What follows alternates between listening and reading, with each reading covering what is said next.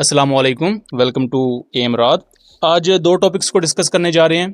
पहला टॉपिक हमारा पाकिस्तान और बांग्लादेश को लेकर है, जहां बांग्लादेश की तरफ से एक बड़ी खबर आ रही है।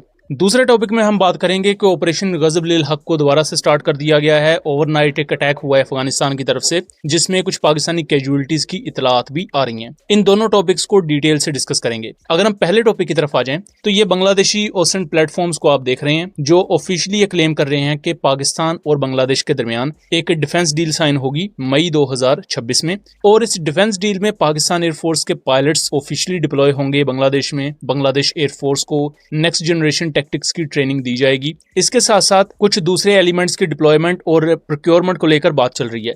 अब इस पूरे मामले को आप जरा गौर से समझें कि हमने कल कॉन्फ्लिक्ट कार्ड रात पर एक वीडियो बनाई थी, जिसमें हमने इस चीज को डिटेल से डिस्कस किया कि बांग्लादेश एयरफोर्स के कई ऑफिसर्स और पर्सनल, उन पर इल्जाम लगा है कि वो टीटीपी के साथ लिंक थे, इंडियन एजेंसीज के साथ लिंक थे, और बांग्लादेशी इंटेलिजेंस ने उन्हें गिरफ्तार किया है। इसके साथ साथ पाकिस्तानी कुछ ऑफिशियल्स बांग्लादेश गए थे वेपन सिस्टम्स की ऑफर को लेकर, उनकी तमाम डिटेल्स भी इंडियन साइट्स पर लीक हो गई। तो बांग्लादेश के अंदर बहुत सी चीजें कंप्रोमाइज हो चुकी हैं। बांग्लादेशी एयरफोर्स के जो पर्सनल हैं वो टीटीपी को ज्वाइन कर रहे हैं और पाकिस्तान में आके फिर वो फाइट कर रहे हैं। इवन कई बांग्लादेशी मेंबर्स जो टीटीपी के थे, उन्हें पाकिस्तान ने इंटेलिजेंस बेस्ड ऑपरेशन में मारा भी। ऐसी सिचुएशन में पाकिस्तान या चाइना को भी अगर आप देखें, तो चाइना ने भी अभी तक कोई स्ट्रेटेजिक लेवल का वेपन बांग्लादेश को नहीं दिया कि अगर पाकिस्तान या Bangladesh let's suppose JF-17, J-10C, SH-15 जैसा कोई स्ट्रेटेजिक इक्विपमेंट दे देते हैं, कल को वो डिफेक्ट करके बांग्लादेश में ही मौजूद जो कोई गद्दार होगा वो इंडिया पहुंचा दे, तो कौन जिम्मेदार है? ये बहुत आम चीजें हैं। लेकिन दूसरी तरफ बांग्लादेशी ओसेंट्स ये क्लेम कर रहे हैं कि जी पाकिस्तान एयरफोर्स डिप्लॉय होगी बांग्लादेश में।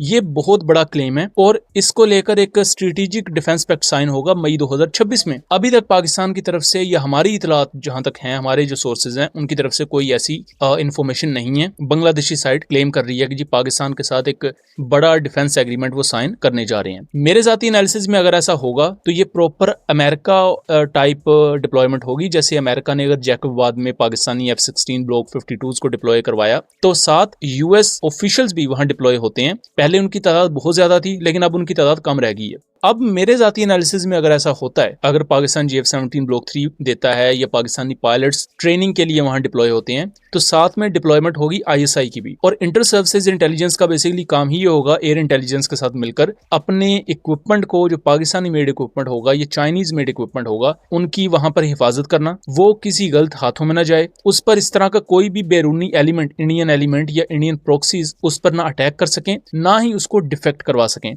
ये एक वाहिद पॉसिबल रास्ता है जिससे आप कोई डिफेंस डील बांग्लादेश के साथ कर सकते हैं, चूंकि बांग्लादेशी सोर्सेज इसको खुद रिपोर्ट कर रहे हैं। अदरवाइज बांग्लादेश के अंदर चूंकि चीजें इतनी ज्यादा डाइल्यूट हो चुकी हैं, इतनी ज्यादा कंप्रोमाइज हो चुकी हैं कि आप ये समझ लें कि अब बांग्लादेश स्ट्रेटेजिक लेवल पर उतना ट्रस्टवर्दी नहीं रहा। यहाँ तक कि जो बांग्लादेशी फॉलोअर्स हैं हमारे, वो भी इस चीज को कंफर्म कर रहे हैं। ये हमने जो कॉन्फ्लिक्ट कार्ड रात पर कल वीडियो बनाई, उसके नीचे बांग्लादेशी जो हमारे भाई थे, उन्होंने खुद इस चीज को एक्सप्लेन किया कि कितना ज्यादा होल्ड है इंडिया का बांग्लादेश में। अब आ जाते हैं हम दूसरे टॉपिक पर। दोस्तों, एक ओवरनाइट अटैक हुआ है 26 से 27 अप्रैल की रात के दरमियान, जहां जो स्पिन बोल्दक वाली साइड है, पाकिस्तान अफगानिस्तान बॉर्डर का जो शुमाली एरिया है, वहां अफगान तालिबान की तरफ से अटैक किया जाता है पाकिस्तानी सिक्योरिटी फोर्सेज पर। और इनिशियली टोलो न्यूज और इस तरह की जो दूसरी न्यूज सोर्सेज हैं, उनका ये क्लेम करना है कि तकरीबन 4 से 6 के दरमियान पाकिस्तानी सोल्जर्स शहीद हुए हैं। उसके बाद पाकिस्तानी साइड से भी रिटेलिएशन लॉन्च कर दी गई है, जिसके विजुअल्स आप देख सकते हैं। अंगूर अड्डा क्रॉसिंग पर अफगान तालिबान की पोस्ट को आर्टिलरी शेल्स के थ्रू निशाना बनाया गया है। यहाँ पिन पॉइंट एक्यूरेसी के साथ हम देख सकते हैं कि